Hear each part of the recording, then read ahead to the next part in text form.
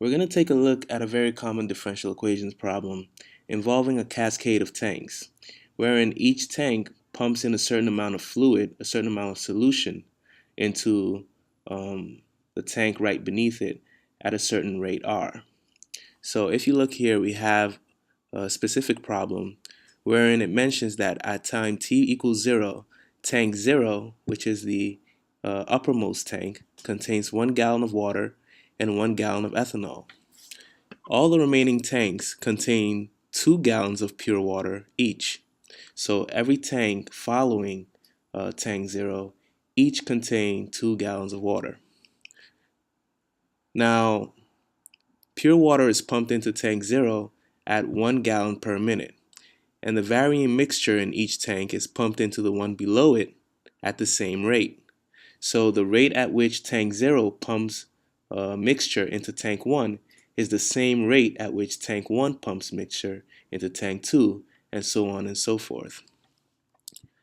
Let X sub n denote the amount of ethanol in tank N at time t. Then we are to find the amount of solution x0 of t in tank 0 and to derive a formula for x sub n of t. So essentially what we are to do is to solve a differential equation and find the solution that represents the amount of ethanol in tank 0. And then we are to derive a formula for the amount of ethanol in the nth number tank. So the information we're given here is that the volume of each tank is 2 gallons. Or more specifically, the volume of liquid in each tank is 2 gallons.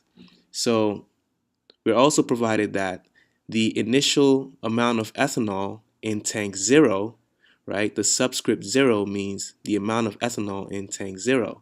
So the initial amount of ethanol in tank 0 is 1 gallon. And the rate for each tank, the rate at which each tank pumps mixture into the following tank, is 1 gallon per minute. So as I said before, X sub n is the amount of ethanol in tank N. So X represents the amount of ethanol that we're going to be solving for. So the first part of our problem is to solve for X sub 0 of t, which is the amount of ethanol inside of tank 0 at any point in time t. The way that we approach this problem is by considering that after a certain time interval delta t passes by, then the amount of ethanol inside of tank 0 changes by an amount delta x. Delta x can be written as the amount of ethanol flowing into tank 0, x sub in, minus the amount of ethanol flowing out of tank 0, x sub out. If you recall from the problem that the amount of ethanol flowing into tank 0 is 0 because we have pure water flowing into tank 0, and pure water contains no ethanol. So x sub in is equal to 0. Now for x sub out, we can consider a certain point in time t equals t star. And at this point in time, the concentration in tank 0 is equal to C of t star. Okay, so remember that we have mixture flowing out of the tank. So the amount of ethanol inside of tank 0 is going to be changing as a function of time, which means that the concentration is also going to be changing as a function of time. But at time t equals t star, the concentration in tank 0 is C of t star. So concentration is equal to the amount of ethanol divided by the total volume of the mixture in tank 0. So that's going to be X of t star divided by V.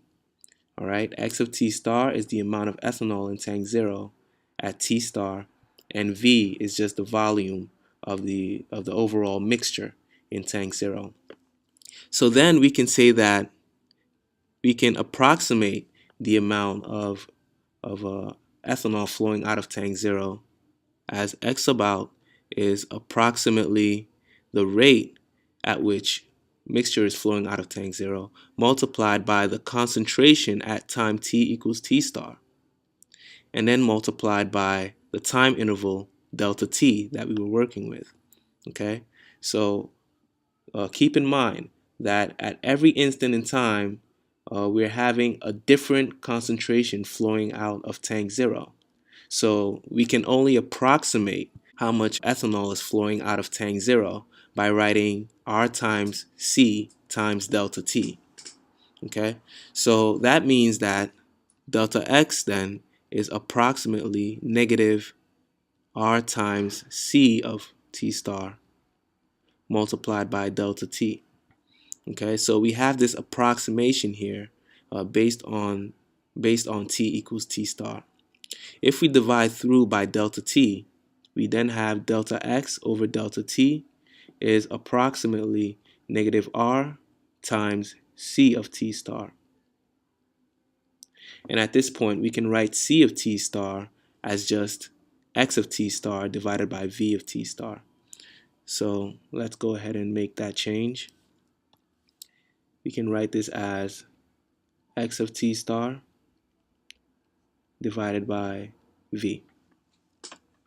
So that means that delta X over delta T, which is the rate at which the concentration is flowing out of tank 0, is approximately negative R times X of T star divided by V. Okay, so we're going to call this term here, this R over V term here, K. So we're going to say K is equal to R divided by V. And so we have delta X over delta T, and let me not forget the subscript 0 here, because we're talking about tank 0. And so we have delta X0 over delta T is approximately negative K multiplied by X of T star. Okay, so let's move this up here a little bit. So if we take the limit as delta T approaches 0 of delta X0 over delta T, then this becomes dx0 dt. And this approximation becomes an equality. So we have dx0 dt is equal to negative K times x0. Okay, so this is a first order differential equation and it's separable, which means we can rewrite this as the integral of dx0 over x0 is equal to negative K times the integral of dt. And so we have ln of x0 is equal to negative K times t plus a constant c. Okay, and we can solve for x0 as a multiplied by e to the negative kt. So we've managed to solve for the general solution that models the amount of ethanol inside of tank 0.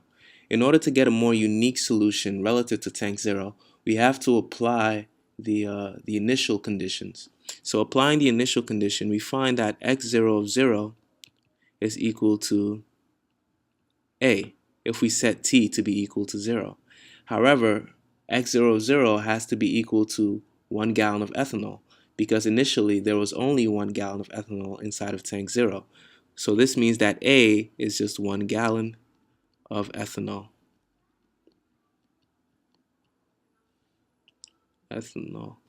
And so A is just 1. So x0 of t is equal to e to the minus kt. So let's go ahead and bring this solution up here.